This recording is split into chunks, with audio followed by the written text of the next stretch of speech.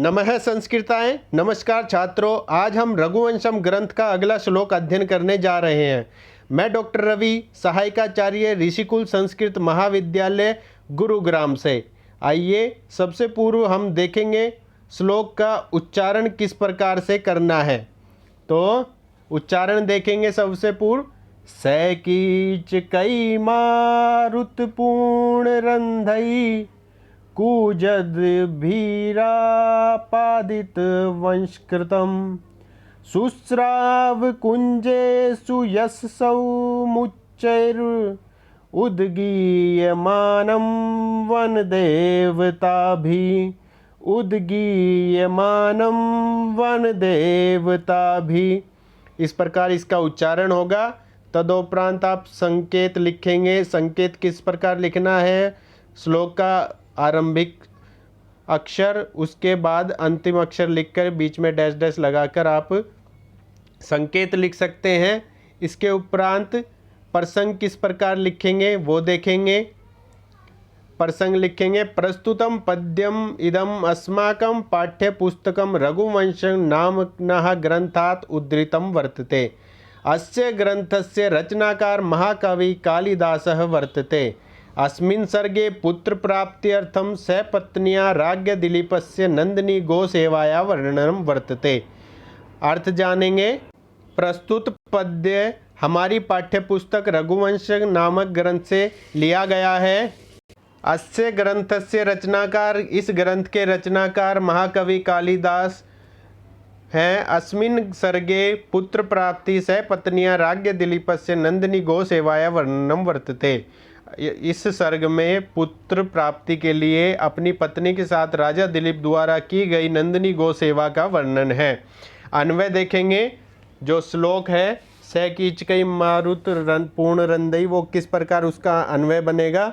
स मारुत पूर्ण रंधई कूजद भी कीचकई आपादित वंश कृतियम कूजेषु वन देवता भी उच्चै उद्गीयमानं सवं यश शुश्रावा। इस प्रकार इसका अन्वय लिखा जाएगा।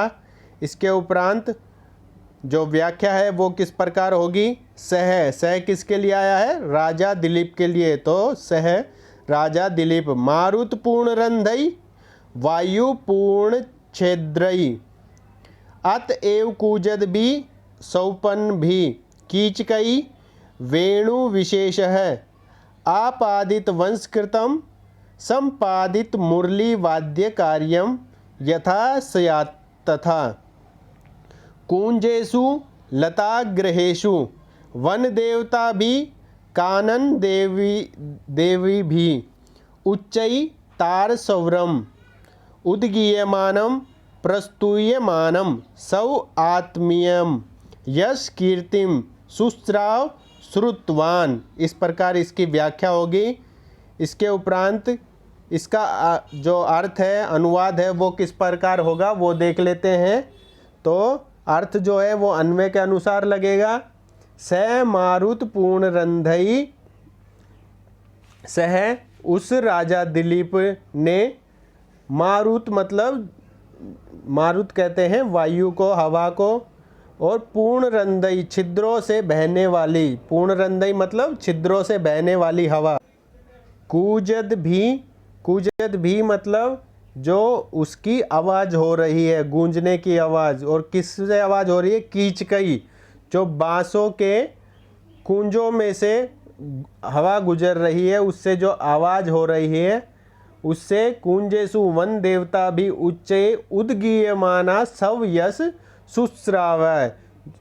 उन कुंजों से जो हवा गुजर रही है उससे वन देवियों द्वारा ऊंचे स्वर में गाए जाते हुए अपने यश को सुना। जो राजा दिलीप हैं वो जब जंगल में घूम रहे हैं नंदिनी गाय की सेवा के लिए, तो ऐसा लग रहा है कि जो बांसों के बीच से गुजरती हुई हवा से जो आवाज़ हो रही है उससे ऐसा प्रतीत हो रहा है कि जो वन देवियाँ हैं वो ऊंचे स्वर में गाए जाते हुए उनके यश का गान कर रही हैं। इस प्रकार की अनुभूति होती है। आपने देखा होगा जंगल में जब आप जाते हैं गहरे जंगल में जब जाएंगे तो वहाँ वायु की जो हवा की जो आवाज़ है वो अलग सुनाई देती है। तो उसी आवाज़ का कालिदास ने इतना सुंदर प्रयोग करते हुए वर्णन किया है कि वो ऐसे लग रही है राजा दिलीप की, जो राजा दिलीप हैं उनके यश का, उनकी कीर्ति का गुणगान कर रही हो, इस प्रकार का अनुभव हो रहा है। इसी के साथ श्लोक समाप्त होता है। आपका धन्यवाद। अगर वीडियो पसंद आई हो तो लाइक करें, अपने मित्रों के साथ शेयर करें, चैनल को सब्सक्राइब अवश्य करें। एक बार पुनः आपका धन्यवाद।